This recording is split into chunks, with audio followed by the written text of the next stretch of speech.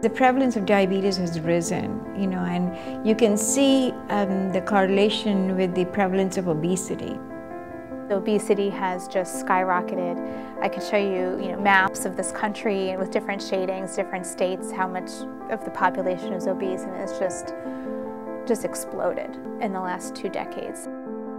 Diabetes is expanding at a tremendous rate to the point where in some segments of the population, upwards of 70% of the people, of the adults have type 2 diabetes, and it's been said that, and predicted actually by the Center for Disease Control, that 1 in 3 children who are born in the United States will develop diabetes in their lifetime, and the vast majority of those cases will be type 2 diabetes.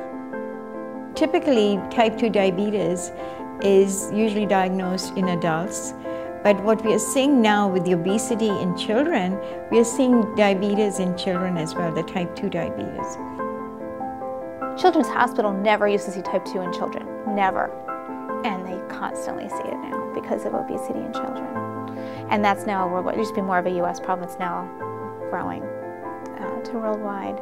It's obviously changed the country enormously, it's changed society, it's changed our standards of what good health is, and it's only going to get worse.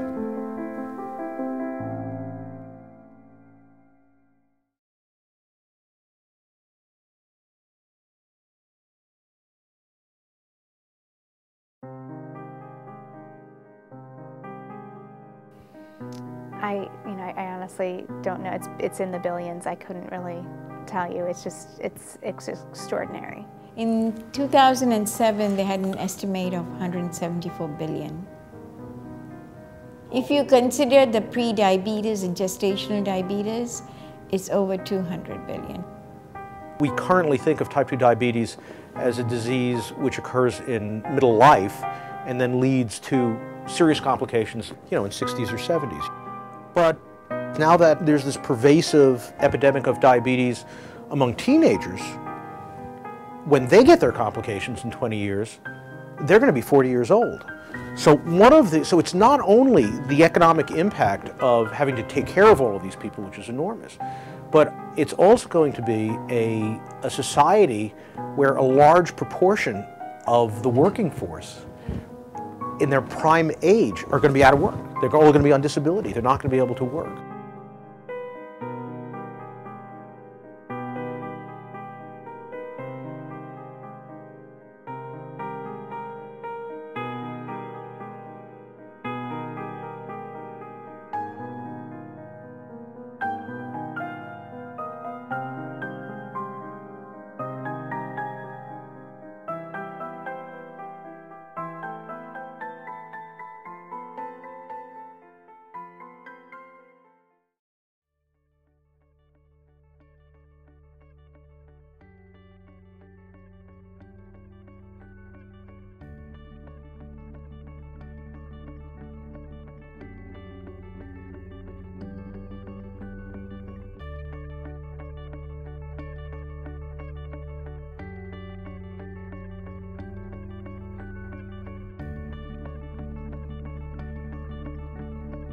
By what criteria can a drug or surgery be considered a cure for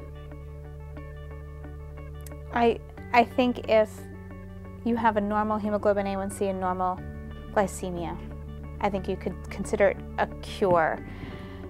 It's a gray area right now. There's nothing right now that has completely reversed the metabolic effects.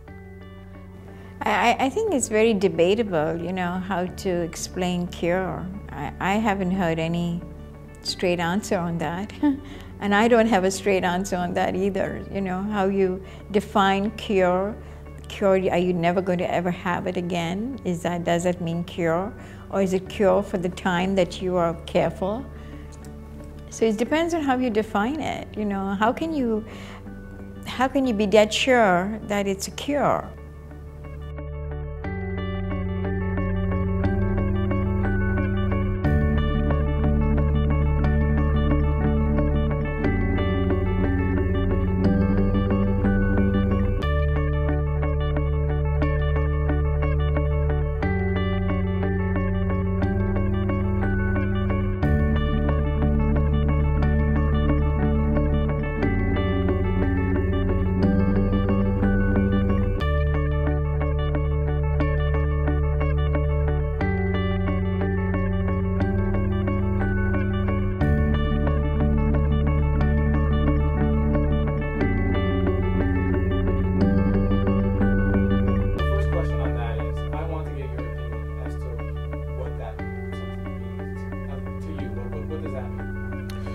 that means there's no conventional therapy. In other words, to me that means there's no conventional medical therapy, because meaning a pill or something simple. Since diabetes is fundamentally a disease which is bad only because of its complications, I would define a cure as reducing those complications to an acceptable level.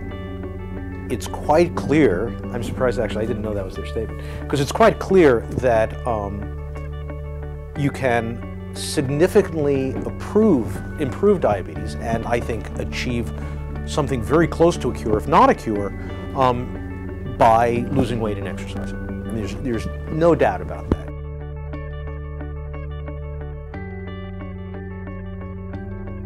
I wouldn't be surprised if some of ADA's motivation is, if you say there's already a cure, then why would people be motivated to support ADA's effort? You know, if you say there's a cure but people just choose not to do it, who's going to give money? They're going to give money to a disease that doesn't have a cure.